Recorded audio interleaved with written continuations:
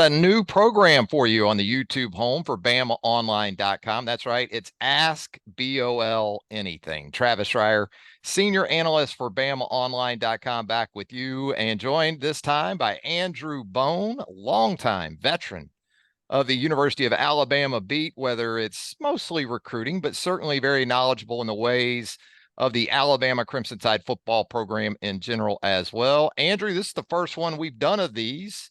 So looking forward to it, my man. Yeah, Travis, I appreciate you having me. I'm glad to get this show up and running. I've had a lot of people that have asked me, when are we going to get the YouTube channel back rolling, and now we got it going. So looking forward to it, and I think we're going to be doing this obviously for a long time. You and I have been in this industry for for Long I time. guess 20 years, and I think that we got a long way to go. So we're looking forward to the next several years doing this and talking to Alabama fans and sharing what we've got. Yeah, we've got the gray hair to prove it.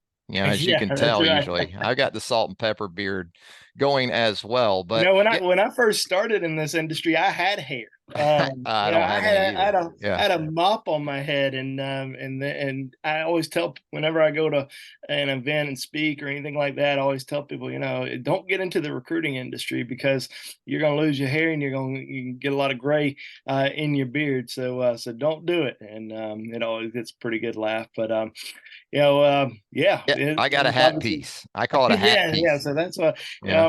I wear that hat all the time, so nobody I sees don't, that. I don't have money for the Tom Brady surgery, people like Yeah, that. We don't have that kind of exactly. money. That takes the That's big right. money.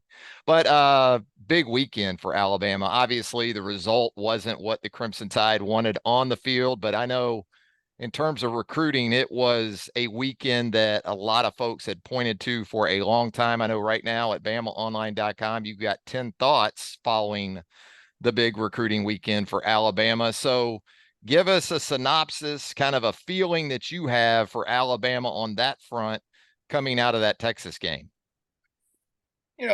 Coaches, players, fans, they're going to be upset about the loss. I mean, there's no doubt about it. I mean, you lose 10 points at home to Texas.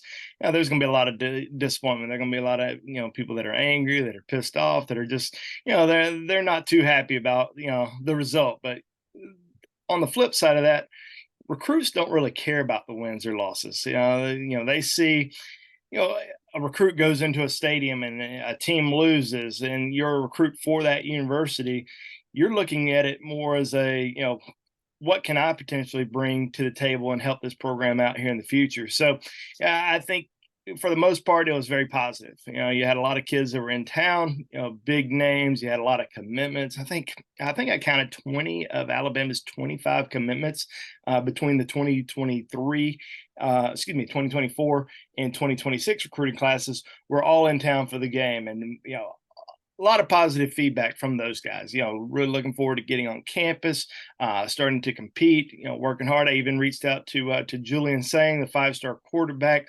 He said he was in a group text with other Alabama commits, and they're just looking forward to getting on campus and trying to help the team here in the future. So not really any negativity. You see a lot of big names that were in town that are uncommitted guys, mostly players that were in 2025, 2026. Because you look at the 2024 class, this current class, Alabama has 19 commitments. So there's probably only a few more spots that are remaining. And there's not a hard number. There's not, we're not trying to get to 24 or 25.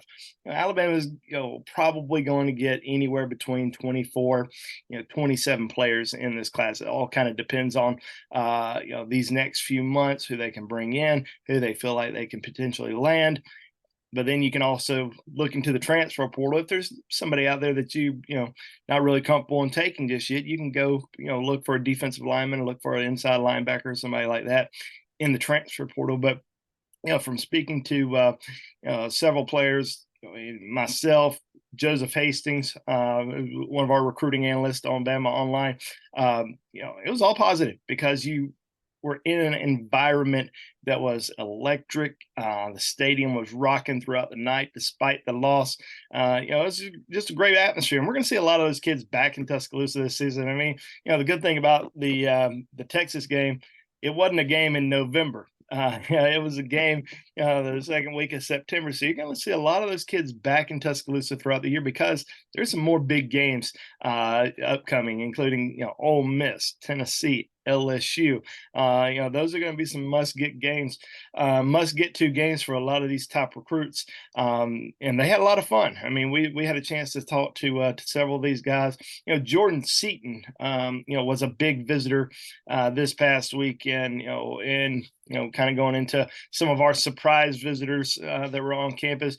Jordan did not tell anyone that he was coming to Tuscaloosa for this weekend. He was originally scheduled to visit for the LSU game, the Tennessee game, and he was going to go to LSU this past weekend for an official visit. Canceled the visit to LSU, came to Tuscaloosa instead, and he's also looking at potentially coming back for the Tennessee game next month. So getting Jordan Seaton, who many think is the best offensive lineman in the country in this 2024 recruiting class, getting him back on campus potentially twice this fall. After he's already taken his official visit back in the summer, very positive for Alabama there. Yeah, and there's another event that a lot of these guys pay a lot of attention to, and it's not in the fall, it's in April, and that's the NFL draft. So as long as Alabama stays good, I think on that front, I think they'll be pretty good with a lot of these prospects as well. So as promised, right here on the roundtable that I'm looking at right now while we record this show, we are open to pretty much any question you have as a Bama Online subscriber. It is Ask BOL Anything. Let's get going, Andrew. Buckle up, my friend. We're going to start with Waterman, who asked and says here on the roundtable, here's an easy one. What would be your solution to the lack of takeaways and pressures that the Alabama defense has experienced since 2022? The solution would need to be implementable during the season. I guess implementable is a word. It's kind of above my pay range, I think, but we appreciate the question. I don't know, Andrew, maybe see if Jonathan Allen has any eligibility left over. It's tough because you had that sort of 2-3 year run with Will Anderson where pressure wasn't so much of a problem, certainly from one guy, but getting it from others. And post Will Anderson, the expectation for Dallas Turner and Chris Braswell to really step up on the edge. And you got to understand too, we're 2 games into the season. I'll say this for Texas. I went into that game thinking those offensive tackles would be a good matchup for the Longhorns with Alabama's edge people. And if you can take care of Alabama's edge people, what we've seen in recent years, post Christian Barmore, really, I guess, is that you don't have to concern yourself much with those war daddy types that Alabama's had in the past who can win one-on-ones and really be problematic. So I think you kind of answered it yourself, Waterman, in that pressure often leads to takeaways. And until Alabama can consistently marry those 2 aspects together, it's going to be a bit of a problem, I think, Andrew. Yeah, and I do think the pressure has been a little bit of an issue, but they've got some guys there. They've got some horses there. They got to let them run, and I'm interested to see if we might potentially see some other guys get in some game action this year.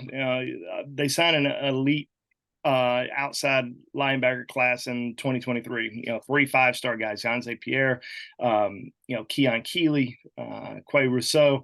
Do you potentially start seeing a few of those guys? Get in and get some reps in. I'd like to see. I'd like to see the guys get to the quarterback a little bit more. I saw a weird stat yesterday, and I think it was Barrett Solly that posted it. LSU and Georgia, 2 schools that we talk about, or probably fans talk about more. Oh, why can't we be, in the backfield like those guys are constantly? Those are 2 schools that are tied. I think at the bottom of the country with total number of sacks this year. Both schools only have 1 sack apiece, so it's not like Alabama's the worst school in the country as far as getting pressure onto the quarterback. But I think that we've certainly got to see a little bit more there. That's going to be a big part of this team. If they can't get to the quarterback, then they're not going to be able to have a ton of success on the defense side of the ball, and that's going to obviously like you said, it's going to create more turnovers, more pressure. Dallas Turner, Chris Braswell, whoever else. They're going to have to get some hands on the quarterback and create more turnovers for the defense. Yeah, maybe more varieties of pressures are in the offering from Kevin Steele and that defensive staff. Maybe more along the lines of bringing Deontay Lawson or one of those other inside linebackers in some of those situations. So 2 games in, still a lot left in the playbook. I know you don't want to just try to man up every play and bring 6, but maybe more along the lines of variety. I would expect, again, because we're just 2 games into the season. CEH for Bama here wants to know if we could also speak to the upcoming and ongoing recruiting that Nate Oats is doing with men's basketball.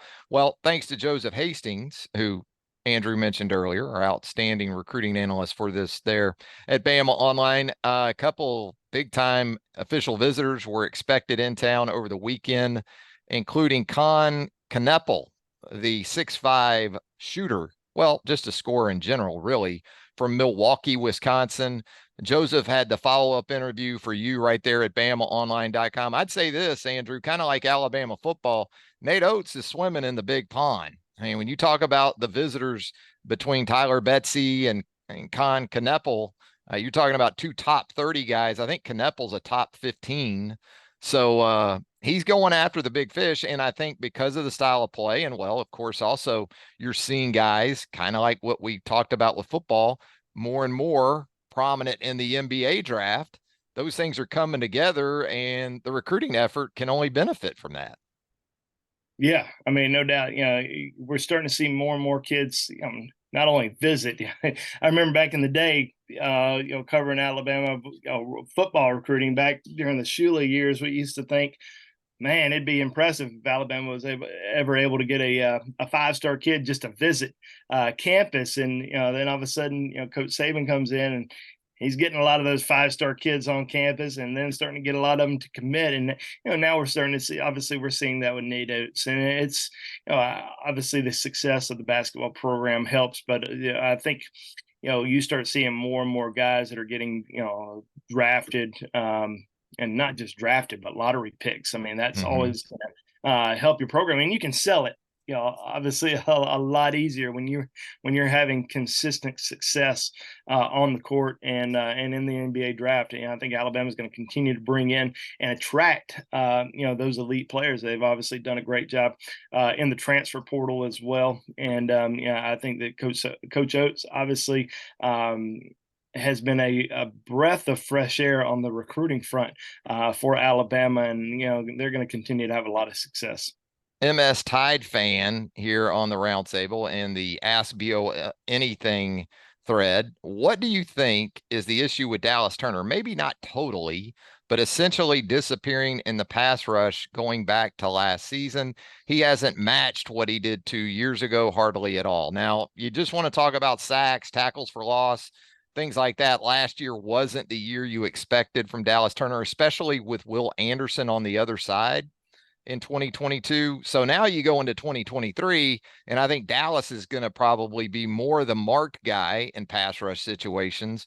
So if that is the case, you're getting one-on-ones at other places. And I tend to think that's probably as much the case with your bigger guys inside than, say, Dallas Turner or Chris Braswell or Q Robinson.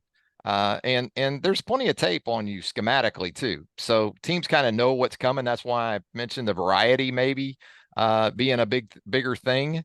But Dallas, I'll say this, we always, Andrew, equate it with an edge guy to sacks and quarterback hurries. I mean, that's pretty much it.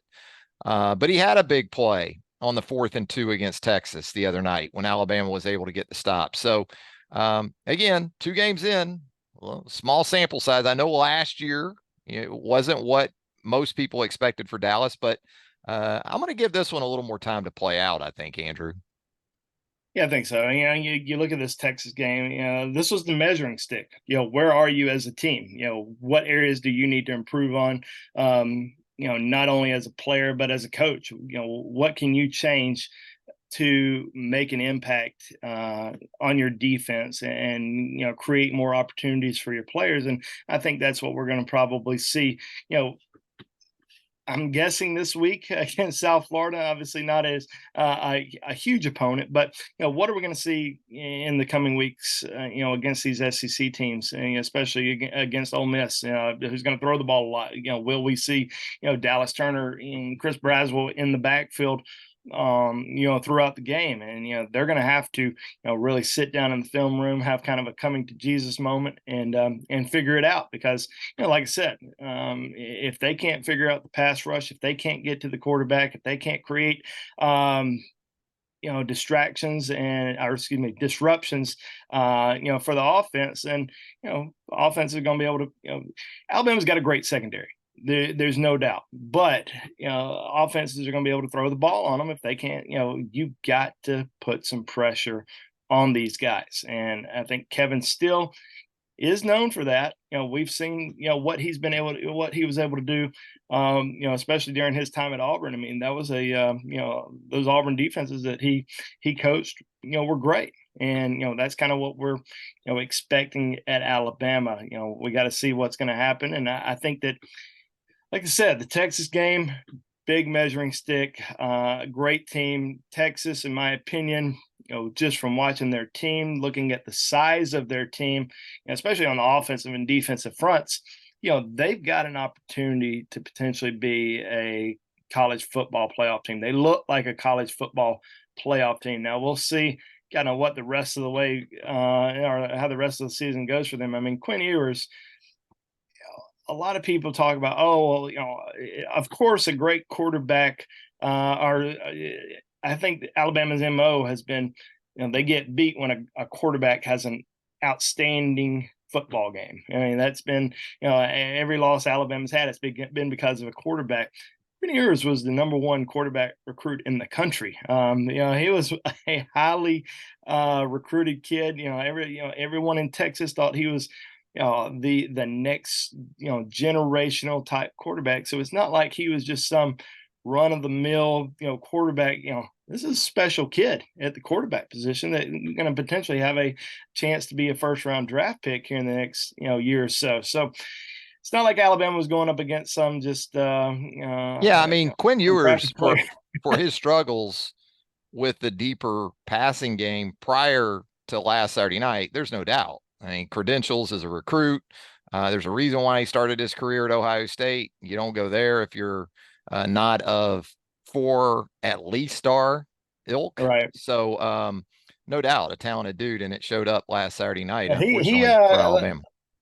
But he had his best game. I mean, there's no doubt he had his best game. Obviously when it mattered the most against Alabama in Tuscaloosa, and Alabama's obviously going to have to figure out a lot of things, and not only on defense but on offense as well. MS Tide fan also wants to know, also, why is there so much blame placed on the defense for the loss, but the defense held Texas to 13 points going into the fourth quarter, while the offense never could take advantage of the defense holding Texas for 3 quarters? Well, it's complimentary football, MS Tide fan. And unfortunately for Alabama, that was an issue a year ago where you just couldn't seem to sync up, it seemed like, especially in big games where the offense and defense kind of had it going at the same time, especially later in games. Some weeks, some games last year, the offense would be taking care of business in the last 15 minutes or so of a game, and then the defense couldn't hold up. And that's kind of what we saw until we see those things sort of come together for Alabama. I think the same kind of issues are going to be in play. We've got Batman here on the roundtable. Wants to know, what do you see are the problems for the program? Seems like a decline is clearly evident now. Bryce covered up some issues the past 2 years, but problems are becoming apparent. If you agree, do you believe Saban can get it reversed? Well, I'm going to throw this to you, Andrew, because in my opinion anyway, if the program's in decline, it'll show up as much in recruiting probably initially as anywhere else. And I know there's some Alabama fans with some of the commitments for 2024 haven't been exactly blown away, haven't had their hair blown back, but still, I don't sense, Andrew, that attracting top talent to Alabama is going to be an issue. Now, there's another thing to be said about player development, and it's become especially complicated now in the transfer portal era, because guys that you used to be able to count on to be around for 3 years minimum, you got guys making jumps after a season now. So there's nuances to it, I guess. Yeah, and I think the constant rotation of coaches, that are coming through your program, whether it's offensive, defense coordinator, position coaches, whoever it may be, that obviously has, a little bit of an effect on your program as well. You look at the offensive line, though, all this talk about the offensive front heading into the season, and it's still 3 new starters on the offensive line. You're also putting in a freshman at left tackle, starting his second game. Your first game of your college career is against Middle Tennessee, and then the second game of your college career is against a college football playoff contender. So there's a little bit of a learning step that's going to be there. I think that you're also going to see some guys that I think Tyler Booker, somebody said it before the Texas game, that we are still a pretty much a new unit. There are new faces on this offensive front. It might take, a few weeks for us to kind of gel together. Unfortunately, I don't think they've gelled together quite yet as far as the Texas game. But, what are we going to see moving forward? What are we going to see in the, Ole Miss game? No offense to South Florida, but I think Alabama, should be able to, move the ball on South Florida. So what are we going to see against these SEC opponents? I don't know how many times we've had to see Alabama lose a game over the last 10 years, and after that game it is doom and gloom. It is this team can't get right. They're not gonna they're not gonna be able to move the ball. They're not gonna be able to play great defense. They can't stop a cold. I mean, it is it's been a lot of kind of the same stuff. Now obviously people want to see Alabama have success on the field, but one game, let's see kind of what happens moving forward. I'm really intrigued to see, because there's a lot of talent on this team. They even though the transfer portal and coaching staff changes and all this stuff, they still have one of the most talented, if not the most talented roster, in college football. They just got to all play together, and they've got to figure it out. And yeah, I know that they've been hearing it from, fans, from former players, from coaches, from, probably family members, all this sort of stuff on social media. I would say, and I posted this on our board, get off social media. Just get off social media. Focus on the team, focus on yourself, keep getting better, see where, the rest of the season goes, because this is a team that can potentially make it to Atlanta. I'm not going to say make it to the college football playoff. I want to see if they can make it to Atlanta. I think they're a team that can win the SEC West. No doubt about it. Are they a team that can win the SEC? We'll see. Are they a team that can make it to the college football playoff? We'll see. But they are extremely talented. They just have to gel together. They have to figure it out. They've got to figure it out on the offensive side of the ball. They've got to create an identity on the offensive side of the ball. We went into this season, Alabama's gonna be this joyless murder ball, smash mouth, run it down their throats type offense. And it's like, what do you want to be? You have all this talent at the wide receiver position, you have talent at tight end, you have these big running backs, and then you kind of get into the game and you're like, all right, what are we doing here? And they just got to create an identity. And is that this week? Is that next week? Is that in mid-October? I don't know. We're all just kind of waiting to see how it's going to all unfold. But I think this team has a chance to be special. Of course, we've been around for a long time. I covered the Mike Shula era. I kind of said, I had belief in that team back, some of those teams back then when I probably shouldn't have. But I think that, the way Alabama's recruited, for the last several years, the program that they've built, the people that they have in the organization, and the players they have in the organization. Their goal every single day is to win. They're not going out there to lose games. They're not going out there to disappoint fans. They're not going out there to just give it give it a shot. They believe going into those games that they're going to win, and we will see moving Yeah, I forward. think Andrew, I think Saturday's a character game. Yeah, That's what Saturday is, because we're talking about a USF team that was up 7 on Florida A&M in the fourth quarter last Saturday. Florida A&M had 13 tackles for loss and 6 sacks of South Florida players, offensive players. So, if Alabama's got it screwed on tight, it should be a convincing win. If not, then it could be a slop fest. And if that's the case, then I think you do have legitimate concerns to continue to worry about. And this kind of leads us into NYC Tide here on the roundtable. I have been around a long time and never asked y'all to answer anything on the pod. I am sick and tired of all the bandwagon fans calling for Coach Saban's head. Those of us who have been around enough aren't freaking out. My question, in your mind, please give me one reason fans should relax about the future of the program and one reason we should still feel good about the 2023 season. One for me, as far as the rest of this season, is still the roster. I think Andrew just talked about it. It's a championship caliber roster. Now, do you have some key areas where you're still trying to figure some things out? Absolutely. If you can get those figured out here in the next couple of weeks, then you can head into mid-October and get into Tennessee and LSU in early November feeling a lot better than you do right now. As far as a big picture reason, Andrew, kind of more back to your area, your neck of the woods, quarterback recruiting. Julian's saying if it starts at quarterback with just about any program. And so Alabama's got a great one coming. And by the way, Alabama's got one or two as first-year players right now that could potentially be the guy at some point down the road.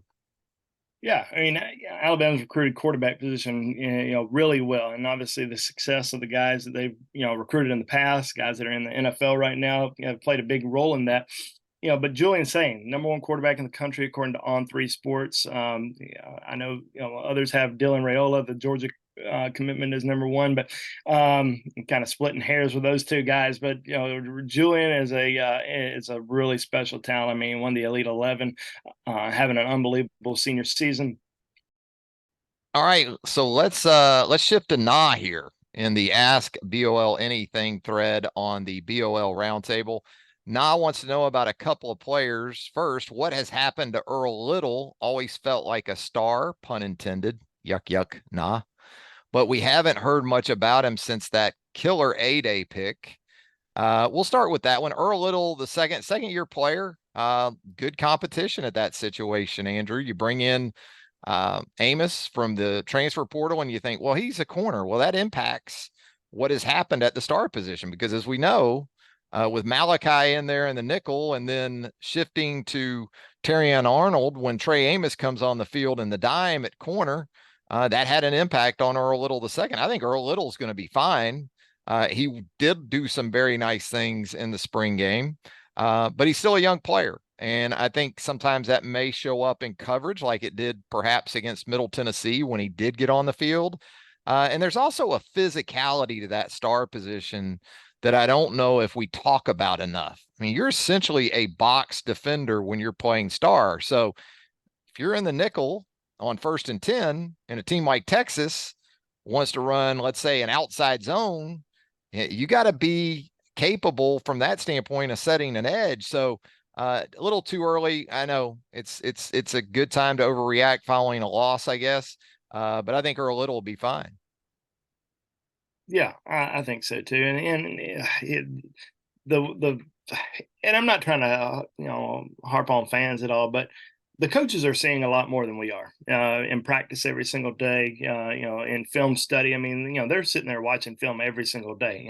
They're trying to put the best players that they feel like can go out there and make an impact. If they feel like somebody can make a bigger impact, they're not going to leave them leave them on the bench. They're going to put them out there. So I think Earl Little certainly has a lot of talent. Highly recruited coming out of high school, and there's always been these high expectations for him. I think he's going to be okay. I think just continuing to learn, continuing to get better, continuing to get bigger.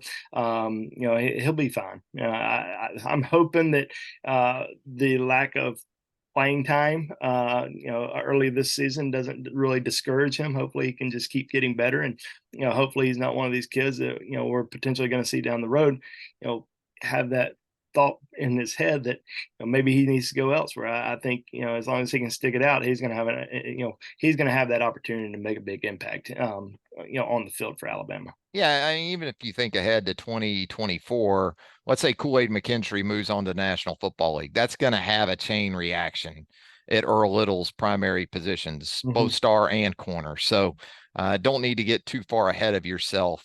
If for those thinking along those lines anyway, why did Ja'Cory Brooks, ass, go from potential team leader to the doghouse? From what we have seen in the first couple of games, is he doing a good job working himself out of it? Well, obviously, he missed the first half of the Middle Tennessee game.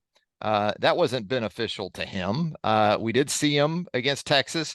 I guess, though, as I said on the practice watch along last night, Tuesday night, I didn't have Ja'Cory Brooks 2 games into the season not having a catch. I think if there's good news there, though, Andrew, it's that other guys have stepped up, like was the case against Texas. I mean, guys like Isaiah Bond, guys like Kobe Prentice, Jermaine Burton to this point has been solid. So I don't think it was ever going to be a wide receiver one and then everybody else type of situation. So even if Ja'Cory, and you expect this to be the case, becomes more fully involved in the rotation, still doesn't look like a group that's going to have maybe that 1,000-yard guy, that 70 catches for 1,000 yards and 10 touchdowns. So it's going to take everybody, I would think. Yeah, I mean, absolutely. I was probably harder on some fans after the season and during the spring. I said, just give this freshman group time. I mean, you had a lot of freshmen that were out there last year playing that I felt like, you know, one, they were playing because they were needed, but two, they're out. You have a bunch of freshmen that are out there playing because they're actually really good. They still needed some time to develop, and give them a year, and you're looking at a big sophomore jump for a lot of those guys. Like you mentioned with Kendrick Law, with Kobe Prentice. I think they're going to be great. You just have to continue to build that camaraderie with your quarterback. And of course, I think I don't know if players knew, 2 weeks into fall camp, who the starting quarterback was going to be. Maybe they did, but you're also trying to work. You're still working on your timing with your guys. You're trying to, build a good, connection with your quarterback and your receiver. And I think a lot kind of depends on who's open, and you got a lot of really good talent, the wide receiver position, and Jalen Milroe's getting the ball to who he feels like is open at the time. So we'll see if we'll see. I think we're going to see Ja'Cory Brooks make some big plays this season. I mean, he's made big plays for the last 2 years, and at some point he's going to be depended on, and I think he's going to step up. Also, we have, can Kendrick Blackshire take the starting linebacker spot from Tresman Marshall and or Jahad Campbell? Feels like he has made significant strides. I think for Kendrick, the biggest thing is he's stayed healthy for an extended stretch. That was a problem for him his first couple of years in the program. So certainly when you talk about physical attributes, I think more so maybe on early downs, I still look at Kendrick Blackshire and think of a guy that can really thump, which they need. There's a need for that. But even if he were or was the first guy out there with Deontay, I think they would probably be situational as they went from early downs, nickel, big nickel, more into their pass defense mode. What about you, Andrew? Yeah, I think the more he gets out there, the more reps he can get. I mean, we're starting to see his name called more often. We're starting to see, even if it's chasing down a player from behind, getting in on a tackle at the last minute. We're starting to see that name pop up more and more. and I'm not listen, I'm not trying to compare him to Reuben Foster at all. But I remember Reuben coming in when he was a freshman, and he was a little bit bigger than than what you wanted. So he had to lose some weight. He had to trim down some. And once he kind of got down to, I think he was under 230 by the time he was a junior. I mean, he was flying, making big plays, lighting people up, and obviously became a Butkus Award winner. Can Kendrick Blackshire continue to trim up, get faster, and make big plays and continue to learn the defense? I think he's got a chance to be a really great player in Alabama system. Is that this year? I think the more he gets on the field, the more he can contribute is great. I'm kind of seeing him as an impact player, potentially in making a bigger impact next year than anything else. But I think that he's certainly a guy that can step up a little bit more this year and potentially.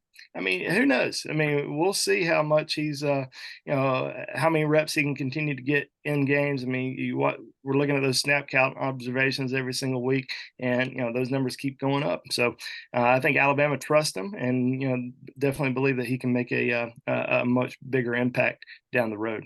Yeah, needs to make as much hay as he can right now in that competition, while Jihad Campbell isn't quite 100%. We saw Campbell against Texas, but it was pretty evident he's still trying to get back to where he needs to be. Bama Houndstooth here in the Ask BOL Anything thread. You touched on Jordan Seaton earlier, so what we'll do is we'll shift to this one.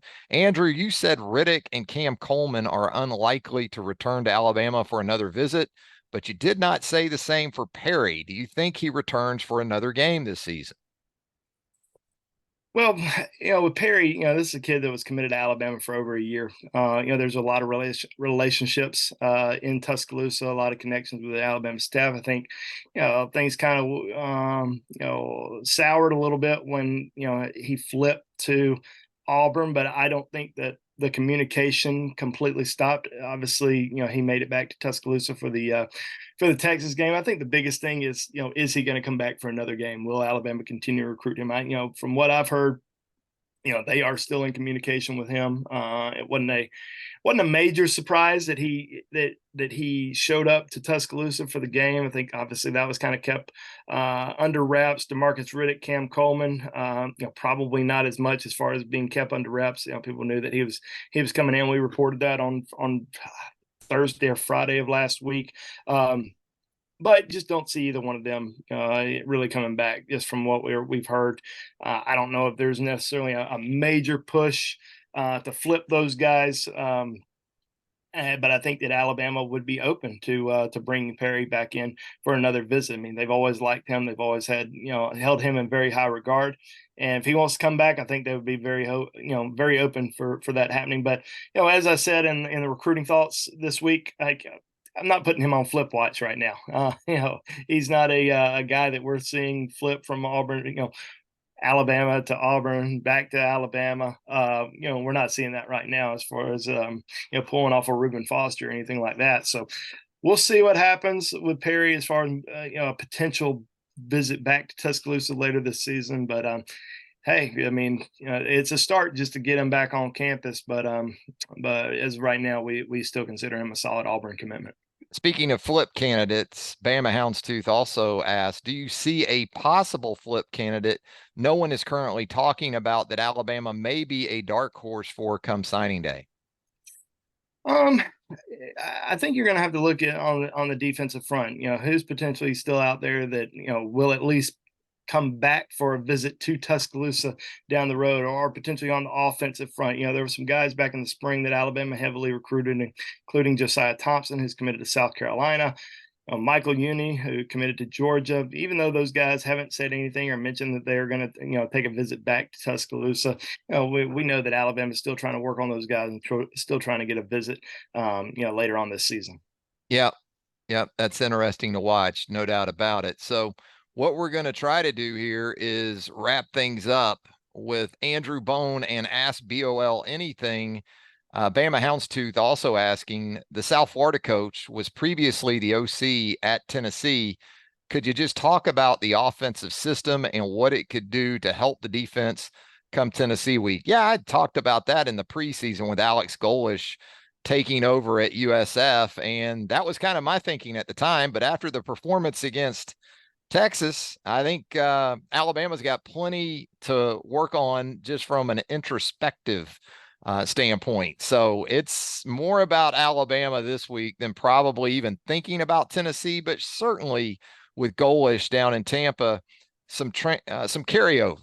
I watched some of South Florida against Western Kentucky and getting ready for this week.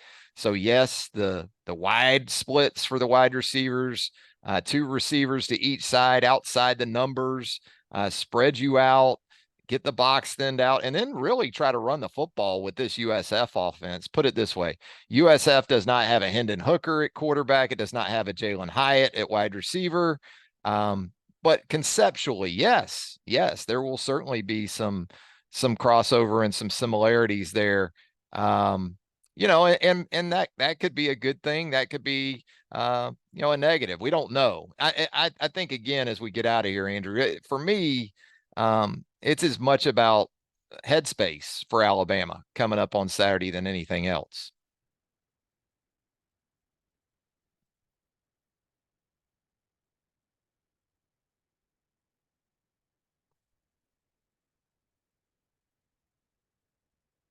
For me, it's as much about headspace this week for Alabama than anything else. Well, that's going to do it for Ask BOL Anything. Thanks to Andrew Bone for joining us here on the show. And you can check it out at the YouTube home for BamaOnline.com right there at BOL on YouTube. That's our channel on YouTube these days. So check that out and come hang out with us at BamaOnline.com. The roundtable is where you're going to want to be, the premium message board of choice for Alabama fans around the globe. For Andrew Bone, Travis Reier, thanks again. And until next time, so long, everybody.